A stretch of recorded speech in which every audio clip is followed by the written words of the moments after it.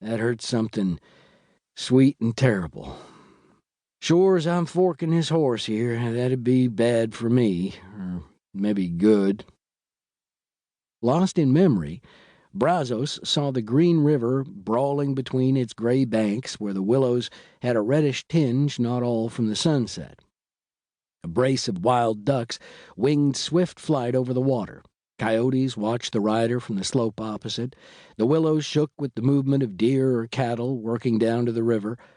Far across the valley, on a rising slope, black horses showed against the gray. The cold, keen air, the fresh odor of the swollen river, the faint color along the brush-lined banks, told that the time was early spring. Beyond the purgatory, the land climbed in level benches, row on row, always higher and rougher, leading to the gray-ledged ridges, and these in turn to the shaggy foothills that ended abruptly in the mountain wall of slate cliffs and russet slopes and black belts, above which the snow crown gleamed white and rose. "Only 5 years," mused the rider with unseeing eyes on the west. 5 years since I rode along here down the old trail from Don Carlos's rancho. And what have I done with my life? A savage shake of his head was Brazos's answer to that disturbing query, as also it was a passionate repudiation of memory. It had been his wont in dark hours like this to seek oblivion in the bottle, but with that letter heavy against his heart, with the past vivid and stingingly sweet on him, with the indisputable proof that Holly Ripple's faith in him would never die, he could not be so base, so treacherous. Not in the hour of his remorse and shame. If he could destroy the letter and forget, but that was vain and futile. Brazos rode on down the river trail towards Las Animas. He did not know how far it was into town.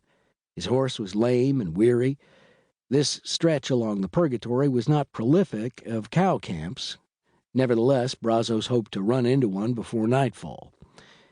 The sun set, a nipping wind blew down from the heights. The winding river lost its glow of rose to shade dark and steely under the high banks opposite.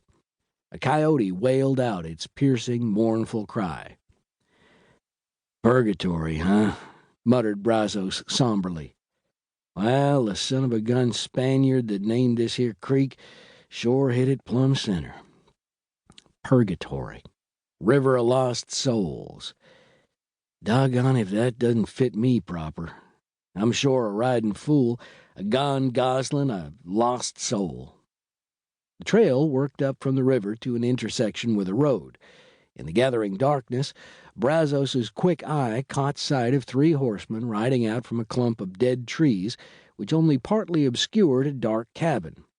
The riders wheeled back, apparently thinking Brazos had not seen them.